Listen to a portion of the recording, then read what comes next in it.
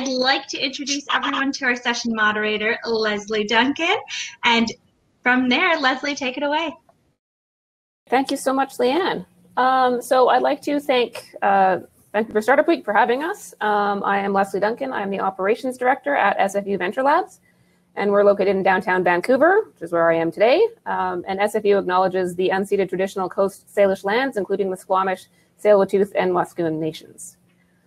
So a bit of background on Venture Labs. We are a tech accelerator, and we help accelerate science and technology ventures commercialize their innovations and scale up their businesses. And we do that by providing mentorship, education, and training programs and services that tackle the unique challenges of growing a profitable tech business in Canada. And we support our member companies through our venture acceleration programs. And so this is slightly earlier companies who have an MVP, but maybe not a lot of traction. And through our scale-up program, so supporting more advanced companies who are working on increasing volume and efficiency of their operations to really scale. So each of our companies is paired with a lead mentor who are entrepreneurs in residence and who have taken numerous companies from product and market validation through financing, sales, growth, global expansion, and exit. And we also have a new technology resiliency program supported by Innovate BC that's rolling out. So like I said, Venture Labs is located in Harbour Centre in downtown Vancouver, which means we have a professional co-working space and meeting rooms, and basically looking to support companies in this space. We are also the provincial hub for the Women's Entrepreneurship Knowledge Hub, which is a national initiative for research, understanding, and helping to remove the barriers faced by women entrepreneurs. So a couple of our programs before we get started that are coming up. You can check out our Venture Labs website for these. Market validation training, session 1 starts October 5th. We're still accepting applications for this. So this is sort of a 3-session program that will get you through the entire startup phase of who is your customer, what is your product, what is your value, where do you need to go from here. We also have content-specific programming. So we have a legal documents 3-session series coming up that starts October 7th. And October 7th, our partner Vantech Angel Network is having their monthly meeting as well. So that gets us started on Venture Labs. And now I would like to introduce you to our panel for our discussion today. So what's going to happen is I will introduce each of them briefly and then let them tell you a bit about themselves, their background in customer discovery, and their company. After these introductions, the session is organized so that I'll give a bit of a content piece on an aspect of customer discovery, and then we'll get into letting our panelists talk about the impacts they've seen, what they've done, their experiences actually using customer discovery. Because it's one thing to say, here's what you should do. It's another to hear a company actually tell you what happened because they tried it or what happened because they didn't do it. So as was mentioned before, please use the chat for questions and we'll try and hit some of those at the end. And without further ado, let's get started. So I'm the operations director and I'm talking to you about customer discovery because I have 6.5 years of background being a market research consultant and then probably another 5 years doing program evaluation and user experience research. So also co-founded a startup. So sort of seen all of those pictures of doing the work for myself, doing the work for others, and knowing the work that we didn't get done. So that's where I come in. Next, we have Lauren Isaacson, who is the founder of Curio Research. Lauren, take it away.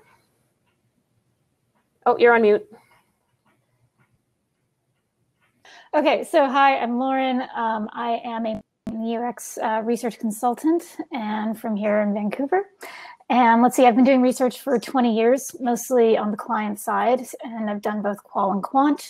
2016, I went out on my own. I started this consulting agency, which is me, working with mostly research agencies, direct clients, mature startups, early startups, and then established companies on their own, either working to get to know their customers better or to understand the market that they're entering into, or testing, a lot of times testing concepts, not only to see if they work as intended, but also what is the appeal and if there's anything that the client should know when entering into this market and what they should know about their customers. Wonderful, thank you. Next up, we have Natalie Serafini from Optigo. Hi, everyone. My name's Natalie. I'm the marketing manager at Optico Networks. I basically do all things content at the company, whether that's webinars, case studies, blog posts, emails, what have you. And yeah, our company is based in the building automation commercial building space. We do technology for maintaining the building network, and we're entirely B2B, offering SaaS products and network management on hardware. Wonderful. Thank you for joining us. And now Connie Yang from Intelligent Haptronic Solutions. Hi, everyone. I am the marketing manager at Intelligent Haptronic Solutions. We are a medical robotics company that is developing augmented haptics, virtual reality, and artificial intelligence technology to redefine that complex healthcare training space. So our technology really combines the latest advancements in simulation to enable faster surgical training and clinical readiness for healthcare professionals. My background is prior to this in scientific research, but since then I have made the transition to market research, and I lead the customer discovery processes at Intelligent Haptronic Solutions. Great, thank you. All right, so in order to get us started, let's start with a bit of basics. So let's start with what is customer discovery? So this term gets used a lot, it gets used for a lot of different things. And the answer I'm going to give us today is really anything that covers learning about your customer or learning about your market could fall under the customer discovery umbrella. So types of things that fall in here include research on the market. So looking at how big is your potential market? What does it cover? Who else is serving your market? So sort of some of that competition analysis comes in terms of how is your product different? How are you differentiating yourself? What problems are you solving that aren't quite being met? It can also look at segmentation. And so who are your specific customers? What groups do they fall in? What demographics do they have? What interests do they have? And why are they that particular group? What is it about those characteristics? What is it about their role? What is it about their experience that makes your product relevant for them? So anything that's looking into who are the people using your product also falls into customer discovery. Looking at customer journey mapping. So this is a methodology, but it looks at what are your customers currently doing now, or your potential customers doing now, and how could your product make their life easier, better, faster, less expensive? How do you fit into changing their journey and changing their trajectory so that something about their life is easier or better? And then user experience testing is now you have a product. What happens when your customer is using it? Is it going the way that you thought? Do you have assumptions that you've built into your product that when your customers try to use it, they hit barriers, they don't understand? So actually looking at how is your customer interacting with the product that you have or the service that you have. And then customer satisfaction looks at what happens after they've used it. So now you've gone through who's going to use it, what's the potential, they've tried it, did they like it? Are they coming back for more? So understanding that what I'm showing here is that each of these hits a different source and a different part, but these all fall under customer discovery. It's all learning more about who your customer is and how they're using your product and why they want to use your product. So regardless of which of these stages you're at, what you're really going to want to do is run through a very similar customer discovery process. So why are your screen? Apparently my slides are not showing. Well, let's fix that. Sorry for this. I'm not entirely sure why they're not showing, but let's see what we can do.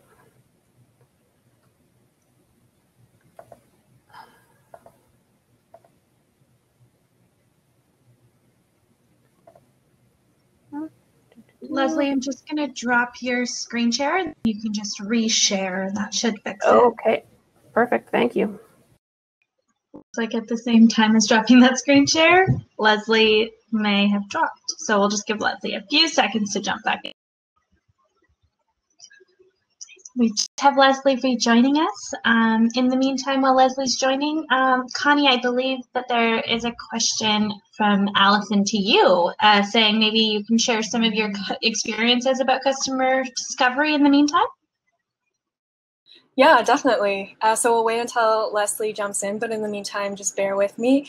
I'll share a little bit about what we've been doing. So going back to what Leslie was talking about with customer discovery, one thing that has really helped guide us is adopting that learner's mindset. And I think that's something before implementing any kind of research plan with customer discovery, you really want to be curious about who the individuals are that are operating in the space. And more so than that, you want to be systematic with the way you go about it. So I'm sure Leslie will speak more to this later, but it starts off with really defining that research objective, or what the problem is that you're looking to answer. And then really devising a real strategy or methods to go about answering those questions.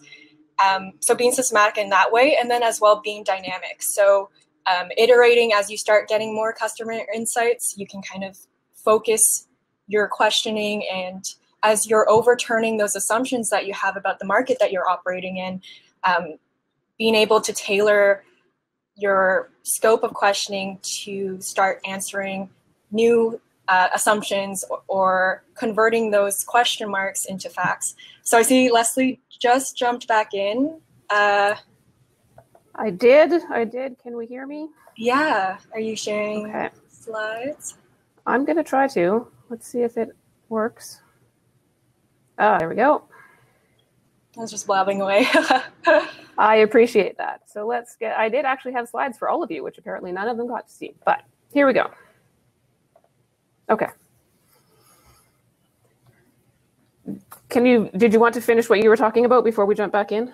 No, yeah, I was just commenting on one thing that you had said that really struck for me and resonated, was that learning from that market. And truly one of the things that we've been doing and we've really tried to keep as a central tenet in our activities is adopting that learner's mindset and continually being curious about what the problems and the challenges in that market, in our market, look like. So just a commentary there about that.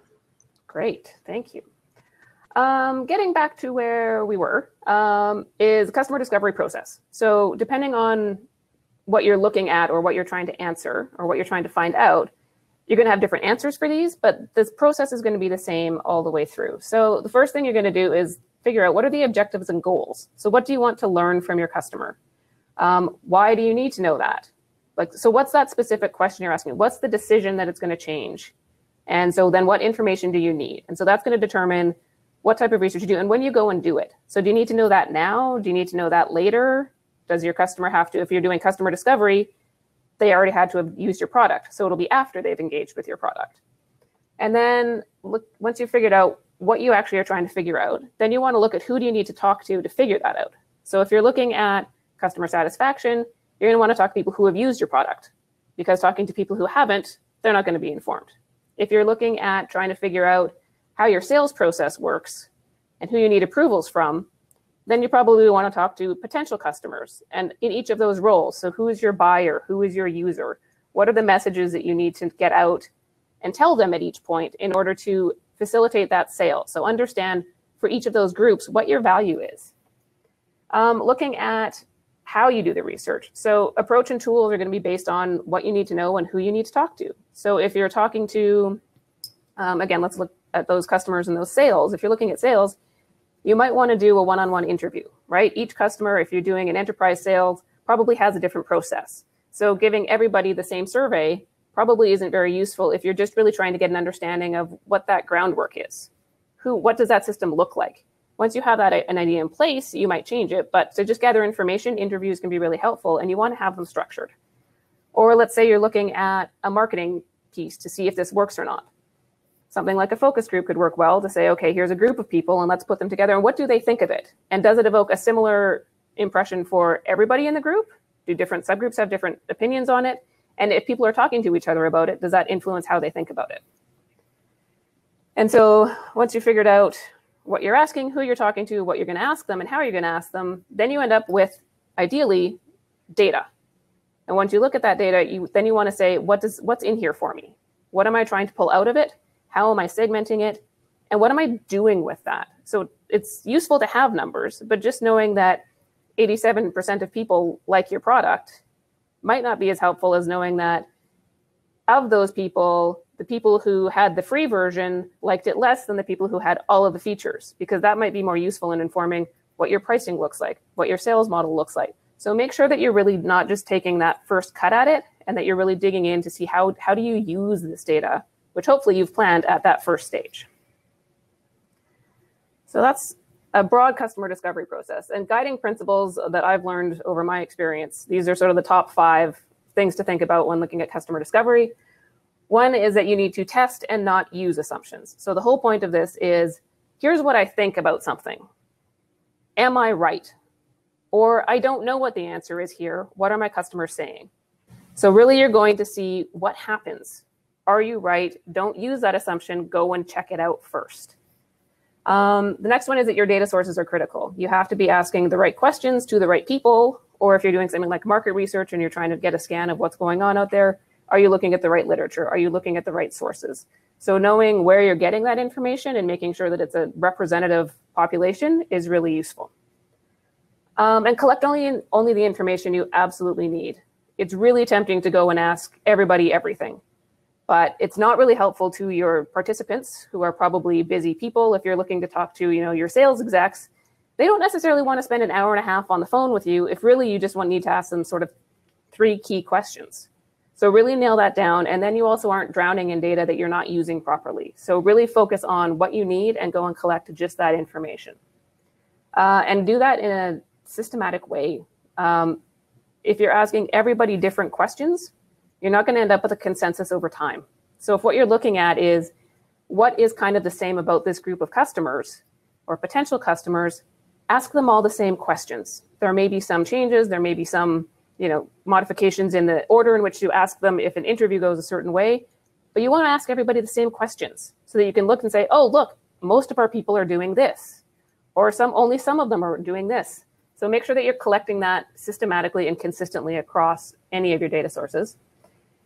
And importantly, customer discovery is not sales. Do not go into a meeting talking about, here, I'd like to learn from you, please tell me about things, and then at the end say, oh, so you want to buy it, right? Or start with, oh, so you want to buy it, now let me ask you some questions. There's a very different tone in a conversation or in anything that is, I'd like to learn from you what's your experience versus I want to sell you something.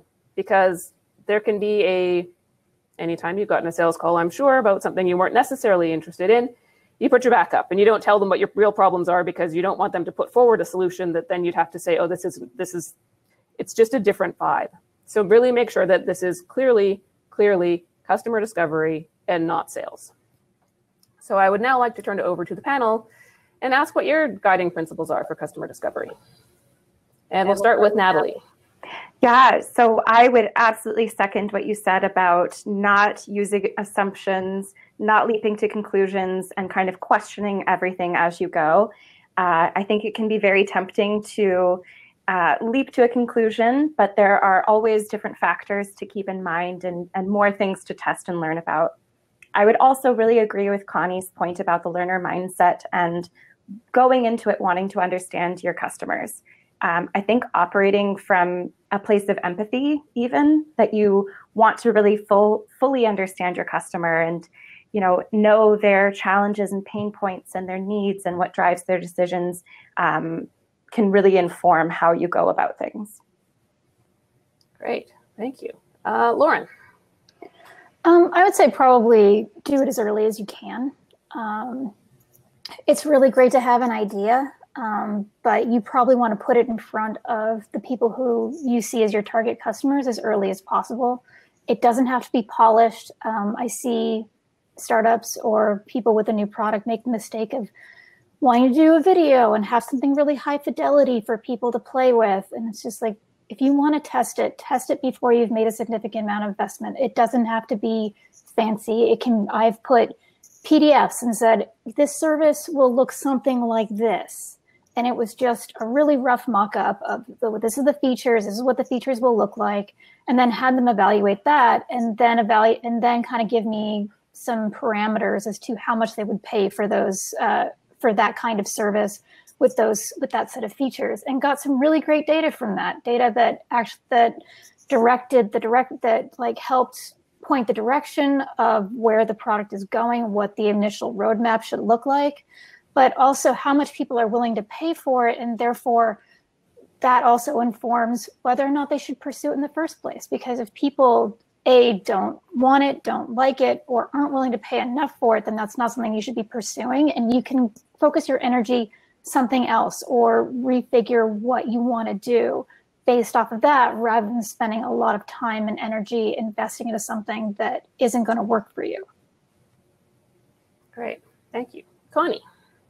Yeah, I would also say, so being focused for sure is something that is important, but don't be afraid don't be afraid to be dynamic and iterate as well. When you enter the customer discovery process, I like to think about it like you start off with a very broad hypothesis, and then you're whittling it down, and you're narrowing it down to turning that assumption into a fact. So as you go through the process, you know, when you start getting information in and insights, don't be afraid to, you know, tailor what you need to say or the questioning to really get down to that narrow endpoint. Great, agree entirely on all of those. Our next, which sort of leads to, when do you need customer discovery, which is the next part that was foreshadowed by Lauren. And it's really when you're making high stakes guesses. I mean, you want to do it a lot, but as a startup and as any company, you don't have unlimited resources. So some of this is prioritizing when you can actually get the work done.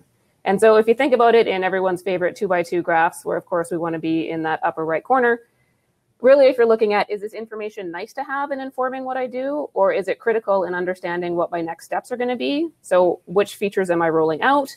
What kind of resourcing am I putting towards this? Do I make that extra hire? That's sort of the looking at where we're sitting. You really want to do it when things are on that critical side. And you also really want to know, how well do you know this or not? Are you making guesses about everything, or is it actually known? So if you're assuming things that are really important and you're sort of working on this guess and go model, you don't really want to be there. It's again, speaking to that roadmap point of, if it's important and you're limited in your resources, do you want to be saying, here's what I think and not here's what my customer thinks? So this is where, if you have those limited resources, this is where you want to put them in. Anytime you hit that point, what it does is it takes you to that informed execution that everybody loves. Investors love knowing why you've made a decision. Why are you going this way? What is the implication? Being able to say, here's why we're doing it, is really useful. Being able to go back to your team and say, here's why we're making this decision instead of this decision, is really helpful in making sure that you're making those right choices and pushing forward with them. So turning it back to our panel, can you tell us about a time where you or a client of yours had an assumption about a market or customer that turned out to be incorrect? And so some actions were taken, or there was decisions being made based on that. And then what were the implications of finding out that something, that the reality was different? And so we'll start with Lauren on this one.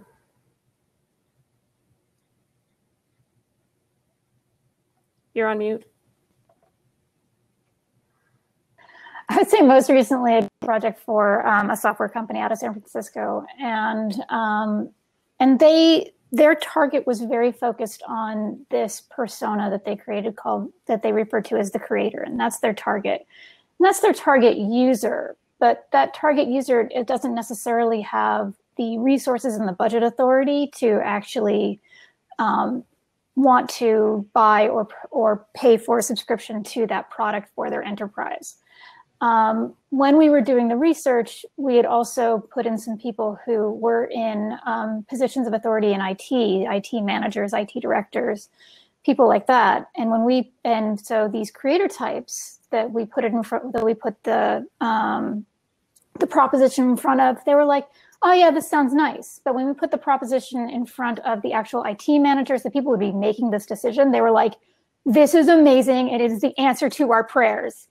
And so that's a very different reaction. And that definitely says something about who you're talking to and why, and whether or not you should be redirecting those efforts. Wonderful. Connie. Yeah, so currently we are looking into a light version of our simulator. This is a hypothesis that we're interested in testing.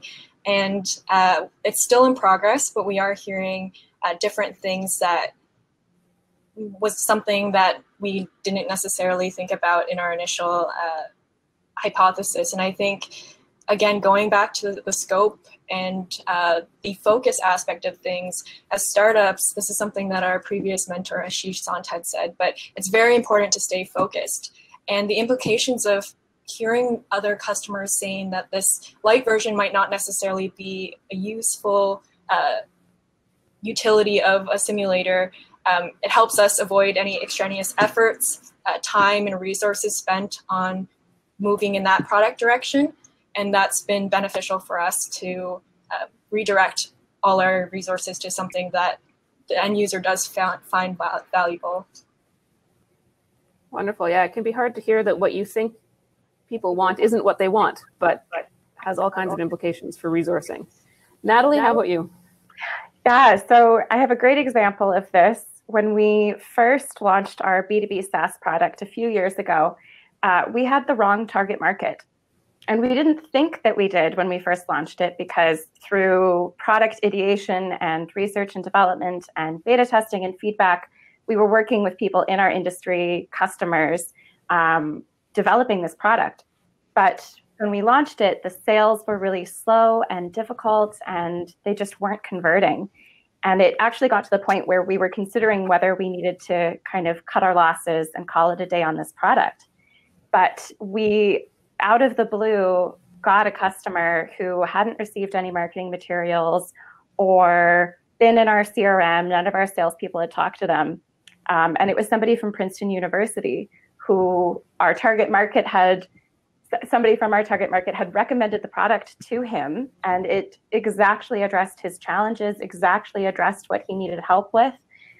So the story has a happy ending that we pivoted into the university market, ended up hopping on a call with this guy from Princeton, learning all about his challenges, and doing a full campaign to get actual paying customers from universities in North America.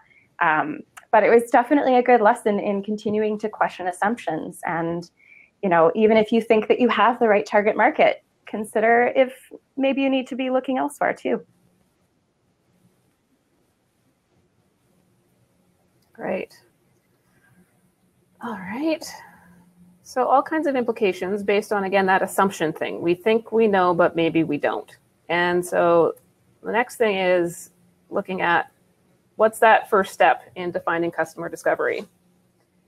And so defining what you need to know and why you need to know it is really key here. So looking at those objectives. And so as we were saying, there's the hypotheses that we have, right? That customers would like this kind of product, or this is who our market is. And so when we were looking at or talking about making sure we're testing the right thing, really what we're looking at is going into those meetings, going into these phone calls, designing these surveys to figure out what would you need, what information would you need to either prove that you're right or prove that you're not. And so are your assumptions, are they drawn out? Are they clear? Are they concise? And are they falsifiable? So are you making sure that you're asking questions that aren't just how much do you love our product and why, but are you also asking, why don't you like our product? What doesn't work about our product? How could it be better? What do you like better about the competition, right? So if we're assuming that what we're doing is making our customers' life easier, so let's say that we are Zoom, and everybody, you know, it's so much better if we can video conference, and we want to be able to do all of these things. But we don't think that maybe people don't want to video conference. And so we don't put in a turn off screen button or turn off camera button, right? So your camera has to be on all the time. If we don't ask if customers want additional features, we'll never find that out. And our product probably won't get used as much as a competitor who has that feature. So I think really what the key point here is to look at what information, what do you need to know? How do you know if you're right? How do you know if you're not? And really test hard on the fail. You really want to be, if anything, emphasizing how you could be wrong. And so consider if you're walking a customer through a user experience session. If we say, okay, every time they sort of get stuck, we'll just tell them how to do it. That doesn't help, because we're not there when they're using the product to tell them how to do it. We need to learn where they're failing. We need to learn where they stick. We need to learn all those barriers in order to build that better product that they're ultimately going to want to spend all of the money on so that you're a really profitable company. So figuring out that, build it like you're right. You've done your previous round of discovery. You think you know what the product is. Have that focus, build that product, and then go out and find out what's wrong with it to make it even better. So thinking of customer discovery sessions or activities that you've undertaken, can you give us an example of an assumption that you tested, how you tested that assumption, and then what you learned? And we'll start with Connie on this one. Okay, so IHS has actually been working very closely with Evidology Group, and I just want to give them a shout out, Doug Lyons and Adam Laurent, who have really helped with crafting our process, as well as with defining those assumptions and customer discovery activities. So I would say we've really touched on a couple of different aspects with our customer discovery, and that's gone from the use case of our simulator to certain features. I think one thing that has stood out in our efforts has been testing our assumptions on who the buyer persona is. So we operate in the healthcare industry, and it's traditionally a little bit of a tougher industry to really unlock with some of those personas inside. So for us, we had an initial assumption of who owned the buying process, and quickly discovered that that certain persona group was not necessarily the ones who were making the decisions. And that has helped us with targeting different individuals for later customer discovery questioning, and refocusing our process to really include them in the discussion. And I think that's something that it's been really helpful for us. Great, thank you. Natalie. Yeah, so one of our more recent product launches was the result of looking at how our customer was using our product and the dynamics of how it works in the building with the others at play in the building. So, sorry, backing up a little bit. We sell products for operational technology, which is all of the devices that are bolted to the building.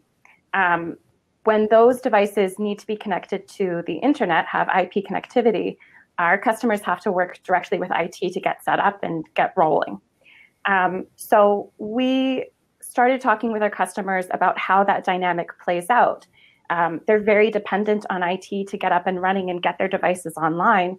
So we wanted to look more into whether they could have a solution that they could manage themselves to set up their IP addresses, manage their own routers. So it was a lot of talking with customers and figuring out exactly what they needed and what would address that issue for them. Great. And Lauren, any examples? Well, I mean, the assumptions can be very basic. It can be, does our target market even want this? Is this a problem that they need solved? How much is it worth for them to solve this problem? So you can come at it you usually want to come at it from the negative of this is something that they don't want. And then you're trying to prove that wrong, that there is some room here for this to be worthwhile to be solved. And so when you're doing this, when you're putting this thing in front of them and you're asking them, you're talking to them, like, what is your job like? What are the things that are that you find to be the pain points of your job on a daily basis? And then you start to see these patterns of, yes, this is something that our product could, there's enough repetition in the people that we interview that this is something that can be solved with what we have.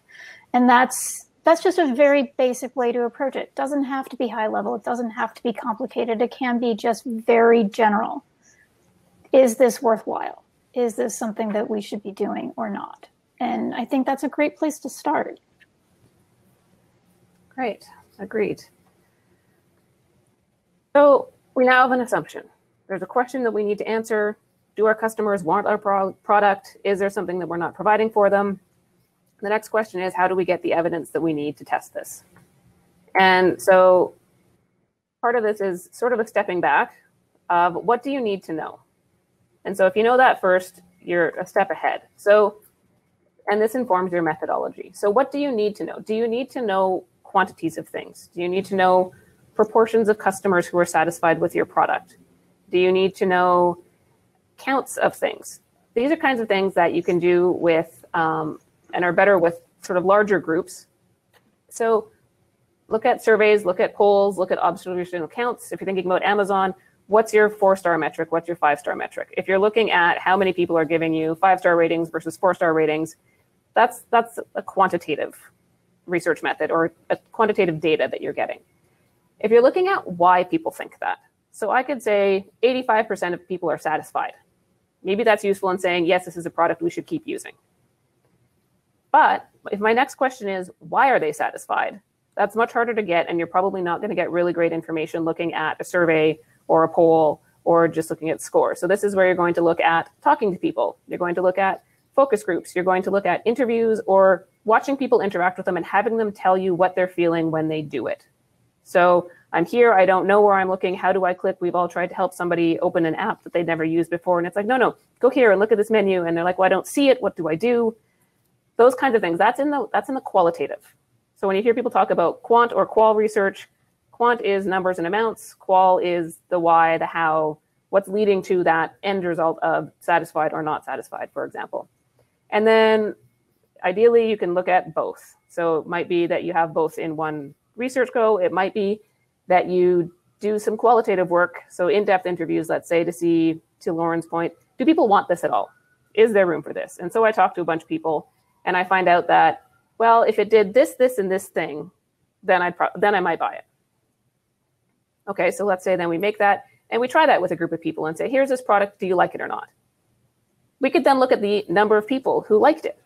And then that's sort of a quantitative thing of, okay, we're getting closer, we're not. So there's ways that you can look at both of those types of information depending on what that assumption you're testing is. So if you're testing a what, there's more room for quantitative methods. If you're looking at a why, how, then you're probably going to need to actually talk to people, and just sending a SurveyMonkey survey isn't necessarily going to give you those answers to that question that you need. So just a bit of, in case you're doing this yourself and trying to run with it, online surveys, there's a couple of different tools that you can use to do this that are available to everyone. So SurveyMonkey gives you the additional information of, you can do information like invitation tracking, so you can see which proportion of people have answered your survey or not, and who has answered them or not, and gives you response and completion rates in addition to sort of the general question asking capabilities. Google Forms is G Suite integrated, so if that's what you're using, it's pretty easy because it's already there. So there's not a lot of barriers to setting something up. And then LinkedIn and Twitter, there's some capability for doing single question polls, that kind of thing, but you have limited answer options. And in that case, I'd really, really advise you to think about who's answering those questions. So who is your audience? Who is your sample? If you're sending this out on Twitter, then it's everybody who's followed you or gets to see your retweets. Be really wary of how you're using that information.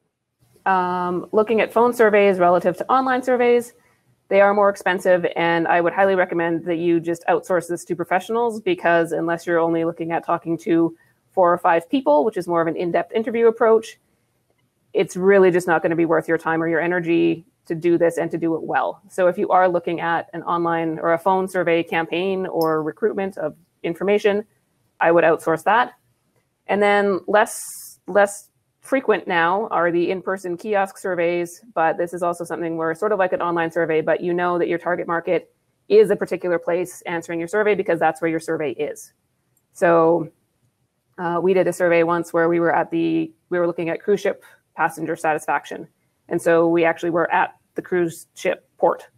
So it's sort of a really good way to make sure that you're talking to that target sample that you want of, let's say, is this a good tool, or is this something that cruise passengers want? Well, go and talk to cruise passengers to where they are. So those are sort of your options in looking at collecting quantitative data and how to do that.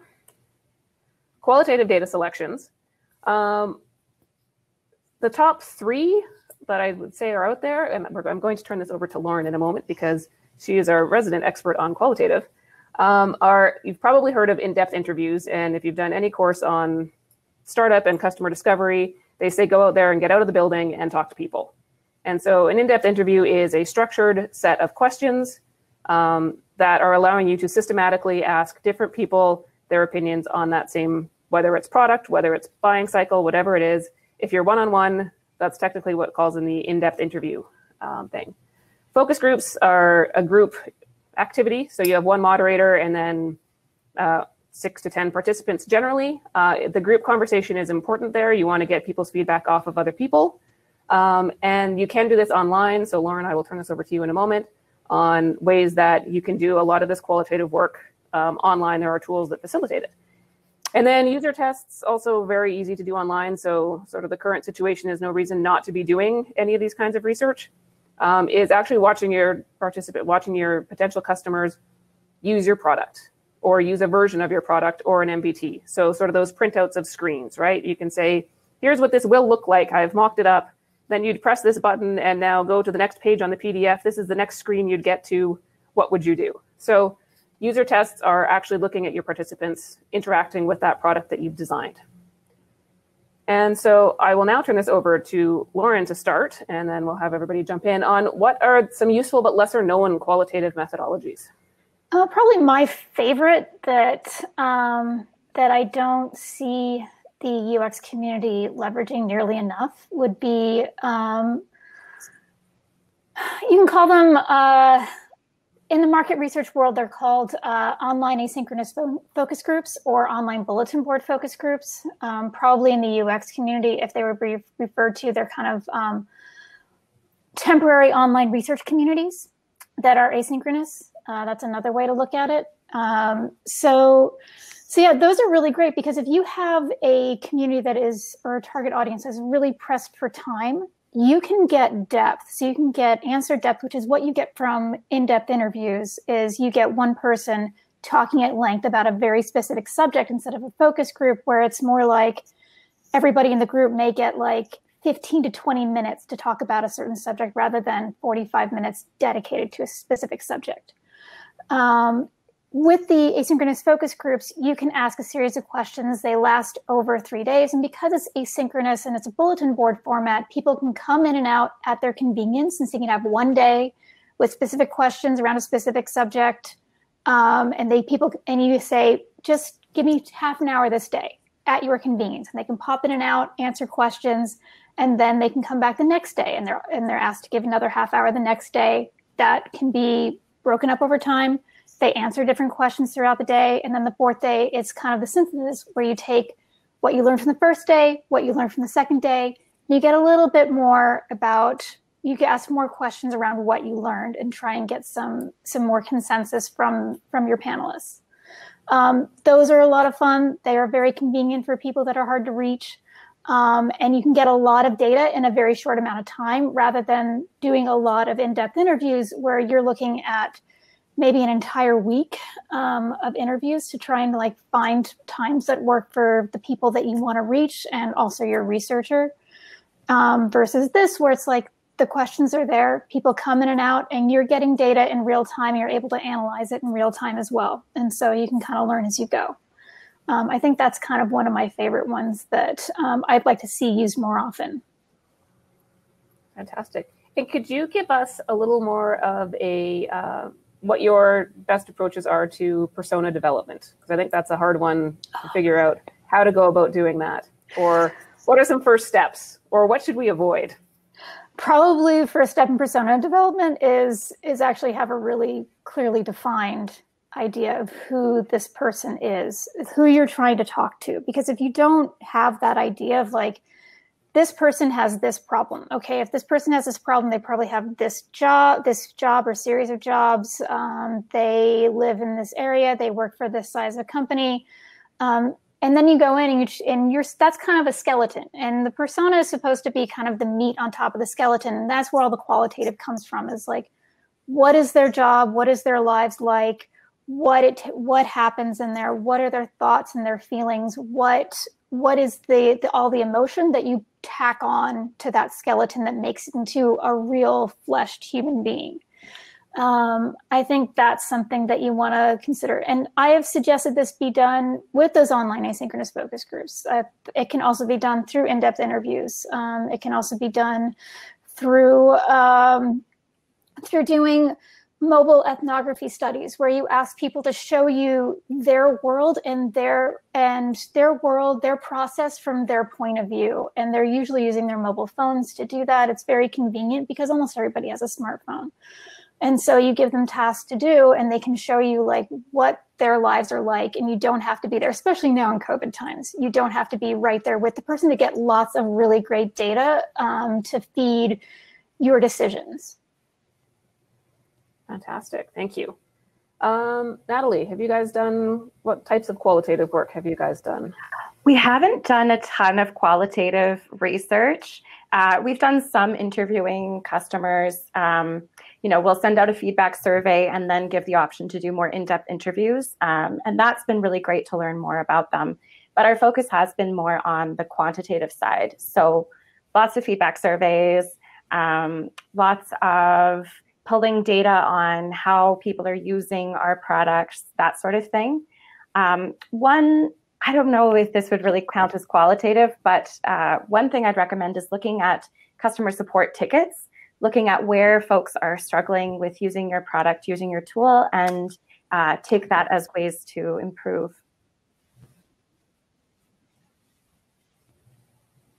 Great, thank you. Connie, anything to add? Yeah, so I guess I will say that IHS, we've used primarily primary research, but we have leveraged a little bit of secondary research. And because medical simulation, there is a good chunk of that market that is very much an academic community. There are tons of literature reviews and perspectives that are published there. So that's kind of given us a little bit of a general idea of what that space looks like, but we've dived primarily into surveys to cast that wide net, and then to dig a little bit deeper. Those in-depth one-on-one user interviews have been how we've really drawn out a lot of rich qualitative information. Great, thank you. All right, we are in our last 10-ish minutes, so we're going to hit the final stage of what we do with data. So we've figured out what we want to know, we've talked to the right people, using the right methods. Now we have this pile of data. What do we do with that? And we alluded to earlier that we want to get to actionable insights. So in the market research world, actionable insights are what everybody's gunning for. And so without saying a whole lot about it, really this is, don't just say that, say you do a SurveyMonkey survey and it gives you the report of results, right? Here's the averages.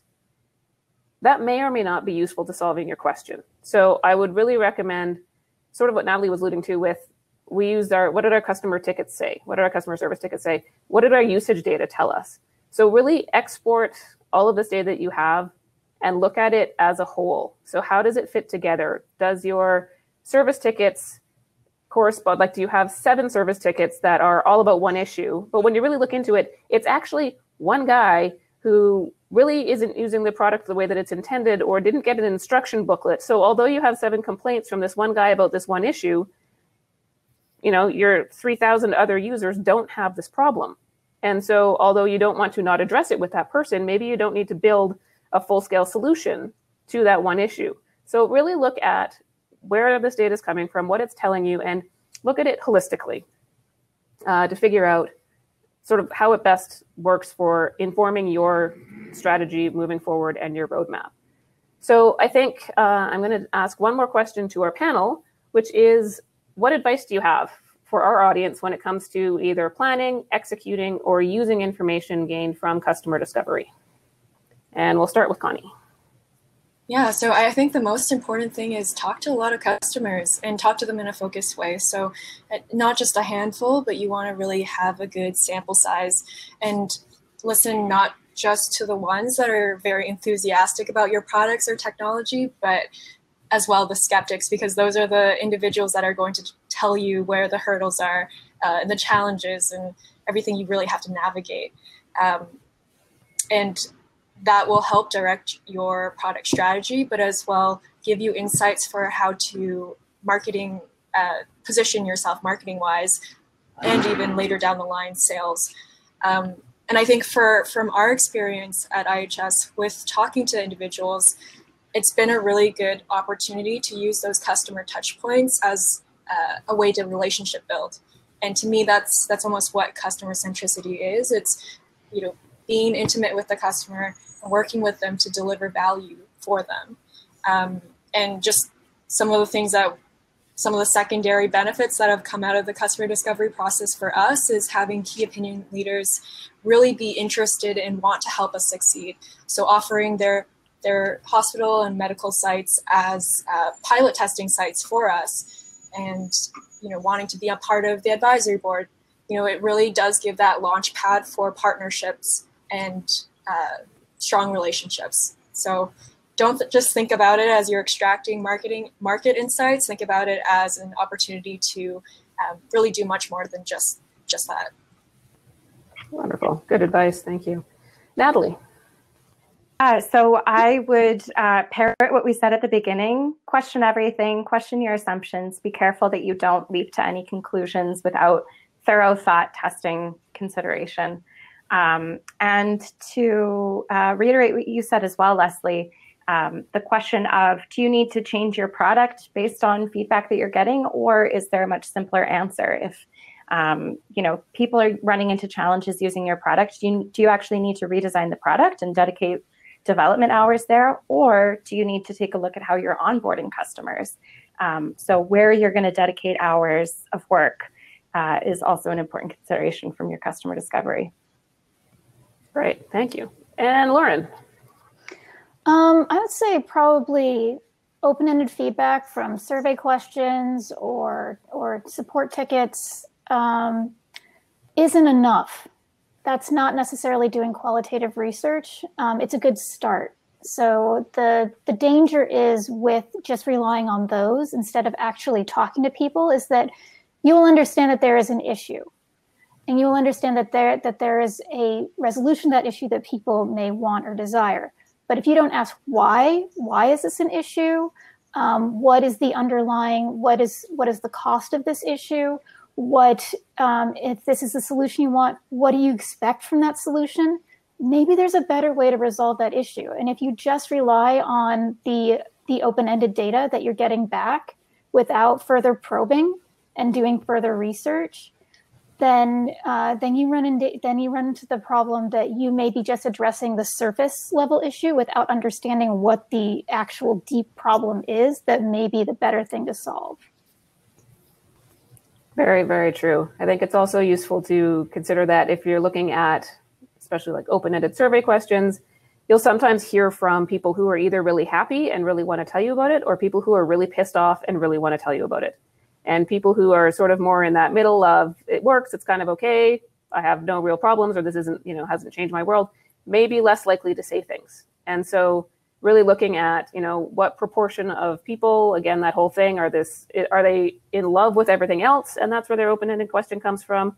Do they hate everything else? And then that's where their response comes from.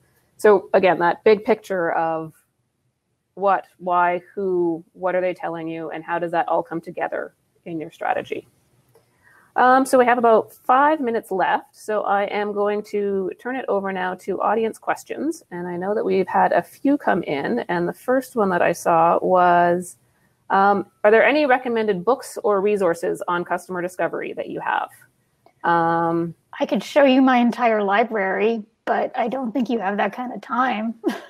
Are there a couple of favorites, or a couple that might be particularly useful to the aspiring do-it-yourself customer discovery practitioner?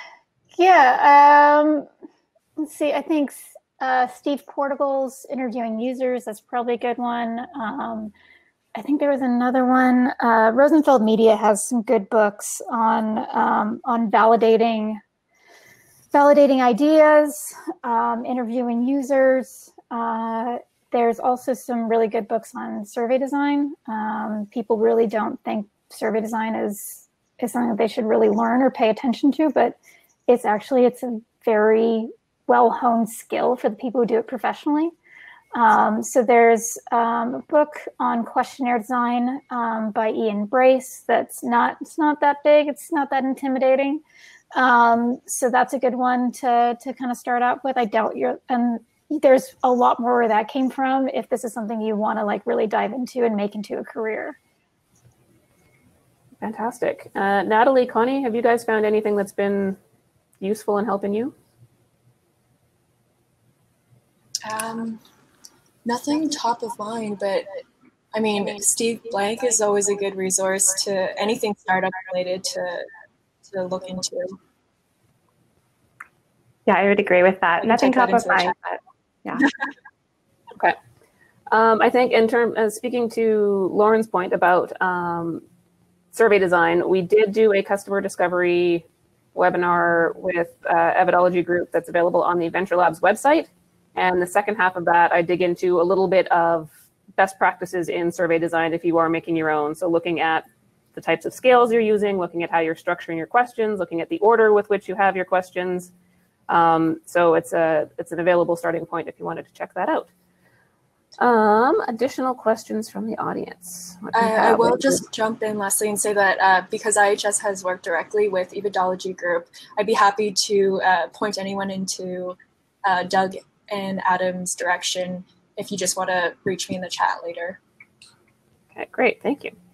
And then what's another one? We'll hit one more here. To get feedback from B2C customers, what are some of the best practices to reach out to them and encourage them to participate and give their feedback? So thoughts on incentives or suggestions on how to connect with them? Well, it depends on who the customer is. And you need to have a very, like we've been saying, you need to have a very clearly defined target audience, and then you have to figure out, okay, what is the best way to reach these people? And when you go through automated, or there's incentive calculators out there, Ethnio has a really good one. It's a matter of how hard are they to get? Is this a really, if you're talking about doctors and lawyers who are super busy and don't have time and are not going to talk to you for less than $150? Or are you talking about someone who likes to buy crackers on the weekends? That's probably a little easier to find. And so that's probably worth a little less. There's online panels that you can access. There's usertesting.com, respondent.io, usertesting.com. There's all kinds of online services, but then there's also, I like to use professional recruiters to work in my studies. So I work with them to develop a good screener. I work with them around who the target is and how we're going to approach them. And then they help me find those people, qualify them for my study, and then schedule them and make sure that they show up for my study. So I find that to be super useful as well. Probably a lot of you are talking about tapping into an existing customer base. And that's a matter of qualifying them. Who out of that customer base do you actually want to talk to? What is an appropriate incentive to get them to talk to you? Are they really enthused about your product and they'll talk to you for some credit or maybe even for free? Then that's great. But then you're leaving a lot of other people on the table. So yeah, finding people, it's just a lot of ways you can go about it. Sounds good. All right. And we are just about at our end point. So I would like to thank all of you for being here today, our audience members and our panelists. Connie, Natalie, Lauren, thank you. This was amazing. And if you want to learn more or get in touch with anyone here, head to Venture Labs to figure out how to contact us.